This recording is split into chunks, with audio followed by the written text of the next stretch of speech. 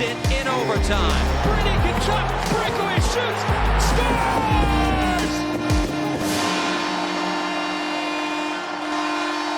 Welcome to Sens Talk. My name is Brandon, and I am your host tonight. Ottawa took on the Florida Panthers, and of course, Brady Tkachuk's brother Matthew, and a massive game tonight for both teams. Firstly, the Florida Panthers find themselves only a few points out of the final wildcard spot.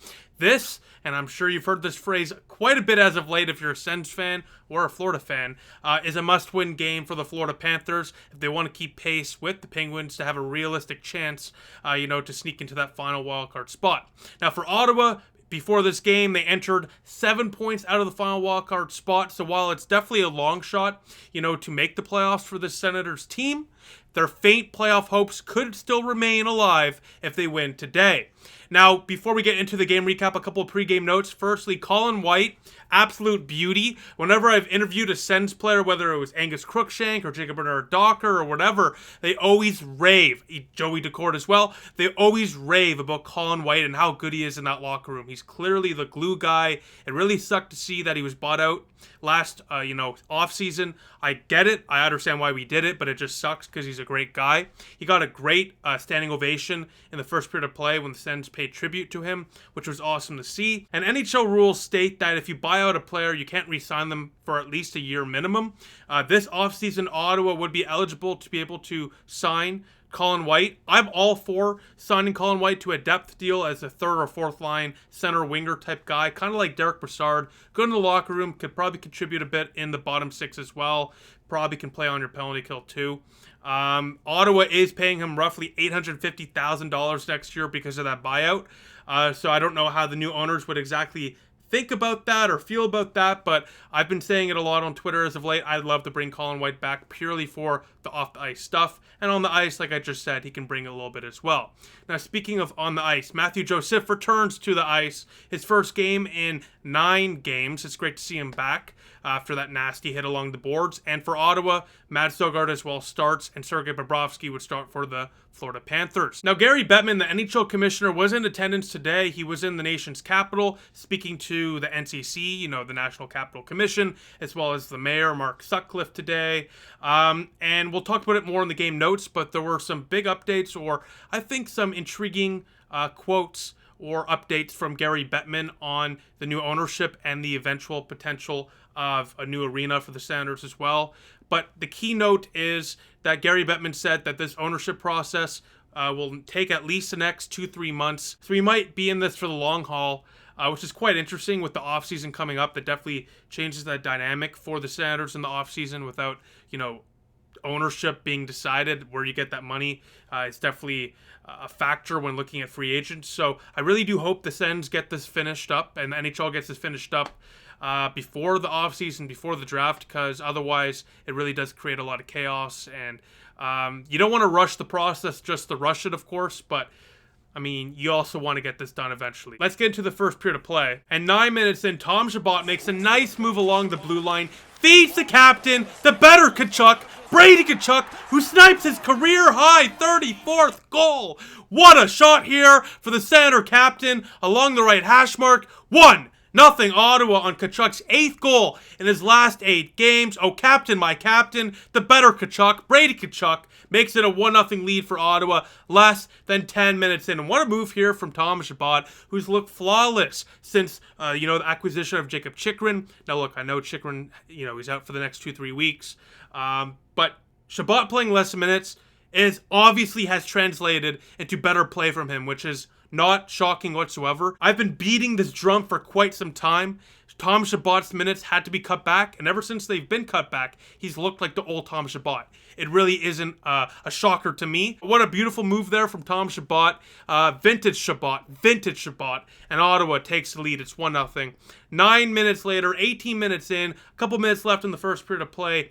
Loose puck out front. Eric Ekblad pokes a loose puck right to Erik Brannstrom, and the franchise scores! 2-0 Ottawa. He rips the top shelf glove side pass, Bobrovsky, bar down. 2-0 Sens. Going to the second period of play. That is 2 goals in the last 3 games for Erik Brannstrom after only scoring 2 goals in 162 NHL games. That is remarkable. And the franchise, look, I've been beating this drum as well as of late. Brannstrom, yeah, he hasn't been exactly as offensive as we've wanted him to be, but I don't care. If you look at his defensive metrics and how he's been able to play defensively, blocking shots, really controlling the blue line, really playing well defensively, not getting, outmatched, and really keeping up physically with the other players in the NHL, especially along the boards and the corners. So because of that, I've never really complained about Erik Brannstrom's play. He's a third pairing guy, giving you solid defensive minutes, and now he's starting to contribute offensively as well. He's looking much more comfortable out there. He's really flying, to be honest with you.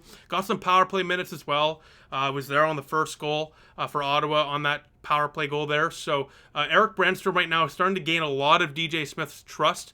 And this offseason will be really interesting for Brannstrom, What does Ottawa do? Do they extend him? Do they trade him? I say we should extend him, no doubt. He's the ideal third-pairing guy with some offensive upside as well. And he's only going to get better. He's a young guy. And look, the most important thing to me about Brannstrom, he's not getting physically outmatched. Once that was like the biggest issue for him for quite some time. The fact that that's not an issue anymore really is encouraging for me. But let's get to the second period of play. And 6 minutes in, Gustav Forsling scores his first of the night from the point. Passes screened Matt Sogard. It's a 2-1 game. I saw some people on Twitter saying Batherson probably should have covered the point. I agree, of course. Left way too much open ice there.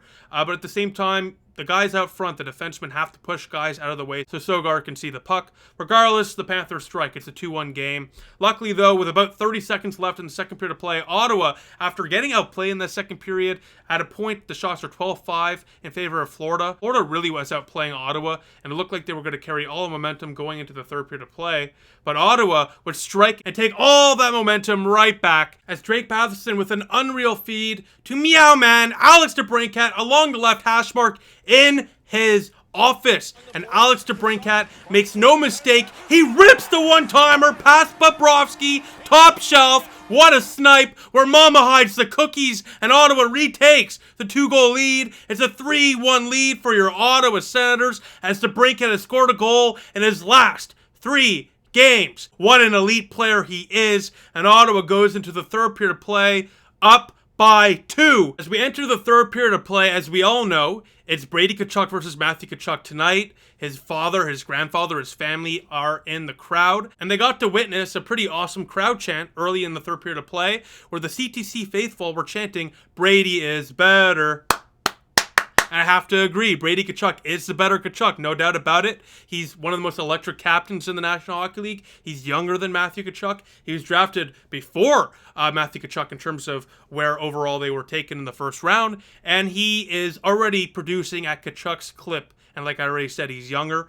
And Brady Tkachuk and the Senators would have nice momentum early on in the third period of play, probably thanks to those great chances. But unfortunately for Ottawa, 10 minutes in, the Florida Panthers will be the one to strike first in the period as the lead is cut to 1 again. It's a 3-2 game as Gustav Forsling gets his second of the night. As the Senators fail to clear, they chase the puck, the Panthers take advantage, and they capitalize from the point as the Panthers make it a 3-2 game. After this, Matt Sogard making some huge stops, and with a couple minutes left, Ottawa gets the power play. 18 minutes in, 2 minutes left in the third period of play. Ottawa's only up by a goal, looking to put this one away. Travis Hamonic is on the power play, and he's along the blue line. He feeds a one-time pass to Timmy Superstar, Tim Stützle, along the right hash mark, and he makes no mistake about it. Snipe show, 4-2 Ottawa, off Tim Stützle's 36th goal of the season. That's the most goals for a Senator in a single year since 2009.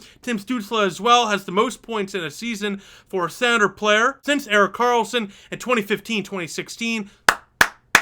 This guy is insane. And Pierre Dorion, I give him kudos probably every single video for this contract. It's unbelievable that we got Tim Stützle locked up for 8 years at an incredible AAV, and that contract hasn't even hit yet. It's unbelievable. This guy's only going to get better. He's 21 years old, producing at levels like Erik Karlsson. It's unbelievable. That one makes it 4-2 Ottawa. And then the empty net goal, courtesy of Shane Pinto, puts the cherry on top as their Senators win 5-2 over the Florida Panthers, keeping Ottawa right in the playoff mix. It's still unlikely, but it's not impossible. Ottawa takes a huge 2 points away from the Florida Panthers. And by the way, the Panthers are going to be sulking after this one. A massive loss for them.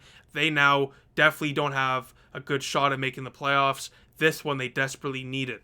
Now, some game notes for Ottawa. Matt Sogard, like I just mentioned a couple minutes ago, played fantastic today. 32 saves on 34 shots. A few key saves there in the second period of play. A couple of breakaway stops as well. I thought he looked fantastic, and he's looked really good the last few games. I still believe that he's the future net for the Ottawa Senators. He's starting to really use his size, and he doesn't look that shaken up in the net anymore. Clearly, that confidence has been recouped, and it's great to see Sogard playing at such a high level again. Great game for him. Now, like I already mentioned a couple of times, Ottawa's only 5 points out of the final wildcard spot. They only have 8 games to go. You basically got to win all of them. Maybe you can lose one, maybe. You basically got to win all of them to really have a shot. It's unlikely, but not impossible. And we're fans, right? We're supposed to be enjoying the games. No reason to believe that we're not going to make it. Let's just believe in this team and believe in the chance of making it until the clock strikes midnight and we're officially eliminated. Now, I'll leave it off with this. As I mentioned earlier on in the video, here's an ownership update from Gary Bettman. 6 or so groups were confirmed to be involved in the bidding in the second round. The team will likely be sold for roughly $900 million or more.